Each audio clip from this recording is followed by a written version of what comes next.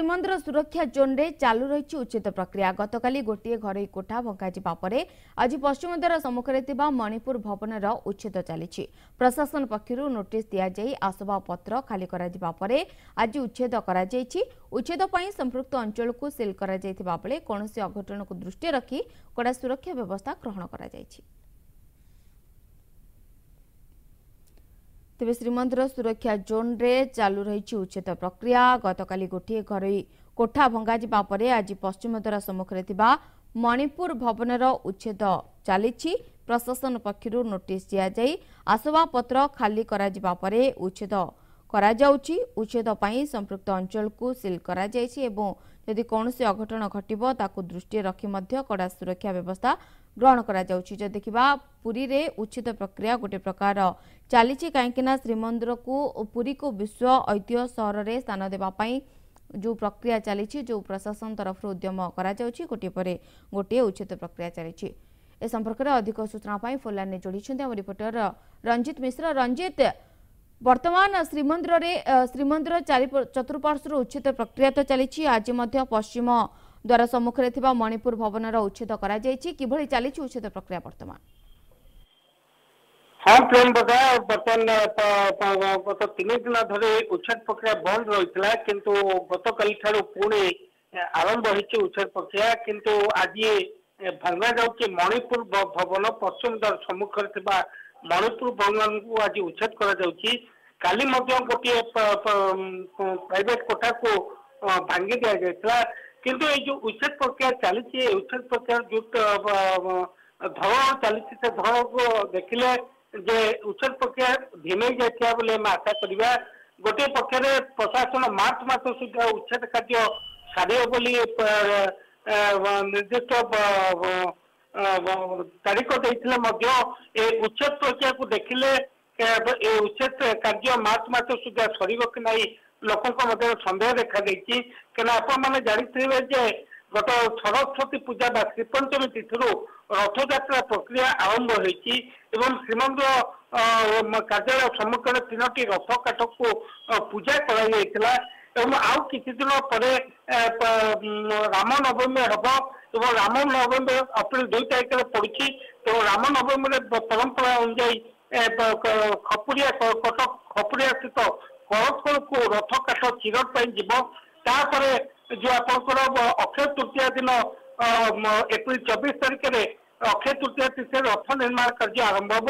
तेणु ता पूर्व निश्चित पक्षे आम कह उच्छेद कार्य समाप्त होवार आवश्यकता रही किंतु जो धरण प्रशासन उच्छेद कार्य पूर्व करुला जो युद्धकालीन भितर करुला लास्ट 2 मास है से उच्छेद कार्य धीमे जाइए मन हो प्रेमबरा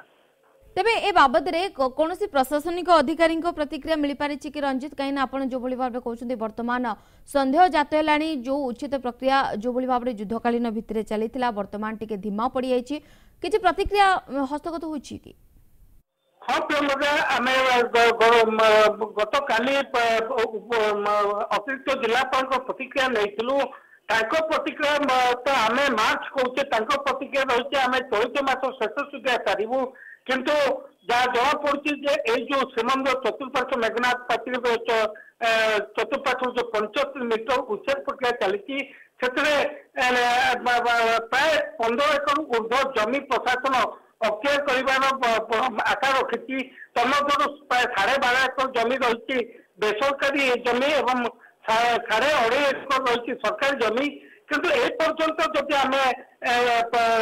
नजर करवा प्रशासन मैक्सिमम 4 टू 5 एकड़ जमी अख्तियार करती तेणु ये स्पष्ट होता है जेहेतु अगस्ट मासर उच्छेद प्रक्रिया चालू रही इतिम्य प्राय 6 मास बीतवा जाऊँगी अगस्ट मासर उच्छेद प्रक्रिया आरंभ होता समय 5-6 मास मध्य प्रशासन मात्र 4-5 एकड़ जमी अख्तियार कर 10 एकड़ जमी अख्तियार करने को बाकी रही तेणु ये सब दिग को देखिले निश्चित भाव आम कहीपर प्रशासन जो उच्छेद प्रक्रिया दिगहरा होती जो निर्दिष्ट योजना था से निर्दिष्ट योजना अनुजाई प्रशासन उच्चेद प्रक्रिया बर्तमान चालू रखा असमर्थ होती प्रियंवदा। ओके मार्च सुधा उचित प्रक्रिया सरुछि ना नहीं तापर तो गोटे प्रकार नजर रही किंतु आज जो भली भाव में पश्चिम द्वार सम्मुख थिबा मणिपुर भवन उच्छेद करा जाउछि वर्तमान घटनास्थल रे किए किए उपस्थित अछिंदी एवं सुरक्षा दृष्टि केते प्लाटून पुलिस फोर्स मुतयन करा जायछि रंजित?